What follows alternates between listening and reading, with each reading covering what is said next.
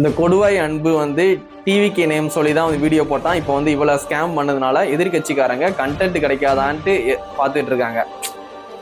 Vijay fans ஏதாவது தப்பு பண்ண மாட்டாங்களா, அவங்கள பற்றி பேசுறதுக்கு ஏதாவது வாய்ப்பு கிடைக்காதான்னு தேடிக்கிட்டு இருக்கும் போது இந்த பையன் பண்ணது இப்போ கரெக்டாக வந்து எதிர்கட்சிக்காரங்க பிடிச்சிட்டாங்க. இந்த 15 வயசு பையனே வந்து விஜய் ஃபேனாக இருந்துட்டு இந்த அளவுக்கு வந்து ஏமாத்துறானா, அப்போ இவங்க ஃபேன்ஸ் எல்லாருமே இப்படி தான் இருப்பாங்க அப்படின்னு சொல்லிட்டு எல்லாரும் பேசுகிற மாதிரி ஆயிடுச்சு. நான் செப்டம்பர் மாதம் என் கடைக்கு ப்ரொமோஷன் பண்ணி தரேன்னு சொல்லி ஒரு 5 ரூபா சொல்லி ஏமாத்தும் போதே நான் அப்போவே வந்து டிவிக்காரங்கிட்ட சொன்னேன், எனக்கு தெரிஞ்சவங்கலாம் இவனை கொஞ்சம் பாருங்க, இவனுக்கு எல்லாருமே சப்போர்ட் பண்றாங்க. இன்ஸ்டாகிராம் இன்ஃப்ளூயன்சர் இருப்பாங்க பாத்தீங்களா, அவங்க நம்ம தான் செலிபிரிட்டி அப்படின்னு நினைச்சிட்டு நிறைய பேர் சுத்திட்டு இருப்பாங்க பாத்தீங்களா, அவங்கெல்லாம் வந்து இவனுக்கு சப்போர்ட்.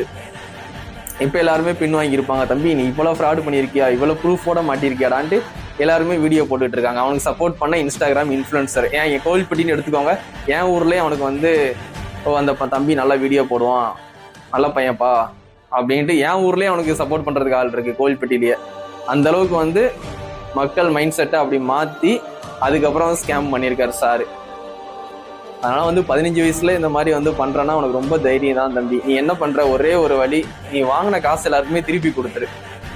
எனக்கு 500 ரூபா போட்டு விட்ட, அதுக்கப்புறம் நான் வந்து சொன்னேன் இந்த மாதிரி வந்து நம்ம ரமேஷ் இருப்பார்ல, விஜய் மாதிரியே வீடியோ போடுவார் ரமேஷ், நம்ம கடையில வந்து கூட பண்ணியிருக்காரு வீடியோ. அவர்கிட்ட கூட சொல்லும் போது அவன் எல்லாருக்குமே காசு போட்டுக்கிட்டு இருக்கான், சரியா மாட்டிக்கிட்டான், இப்போ எல்லாருக்குமே அமௌண்ட் வந்து ரிட்டர்ன் பண்ணிக்கிட்டு இருக்கான், ஆனால் உங்க அமௌண்ட்டையும் ரிட்டர்ன் கொடுத்துட்டான் அப்படின்னு அவர் சொன்னாரு. அதே மாதிரி எல்லா அமௌண்ட்டுமே நீ கொடுத்துரு, வாங்கின அமௌண்ட்டை ஃபுல்லாக யாராட்டெல்லாம் வாங்கினியோ அதை ஃபுல்லாமே எல்லாமே கூகுள் பேல தான் எல்லாமே அனுப்பிச்சிருக்காங்க. நீ எல்லா நம்பரும் உன்ட்ட இருக்கும், எல்லாருக்குமே வந்து ரிட்டர்ன் அனுப்பிச்சிரு. நாளைக்கு ஏதாவது போலீஸ் கம்ப்ளைண்ட் ஆனால் கூட வந்து நான் ஏமாத்துனது உண்மைதான், ஆனால் எல்லா காசையும் கொடுத்துட்டேன் அப்படின்னு சொல்லிட்டு நீ ப்ரூஃபை காமிச்சிட்டா நீ தப்பிச்சிருவ.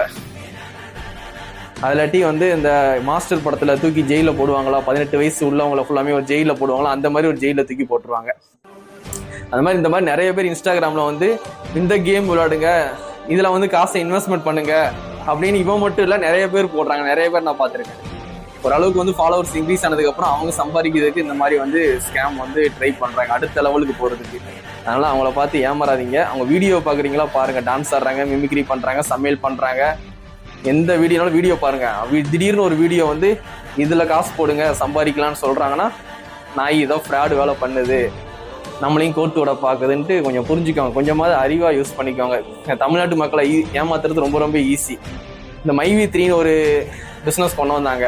அவன் வந்து எப்படி வந்து தமிழ்நாட்டில் வந்து கொண்டு வந்தான், தமிழ்நாட்டு மக்களை வச்சு ஸ்டார்ட் பண்ணி பார்ப்போம் அப்படின்ட்டு. தமிழ்நாட்டு மக்கள்லாம் காசை காமிச்சு ஈஸியாக ஏமாத்தலாம், ஆசையை காமிச்சு ஏமாத்தலாம்.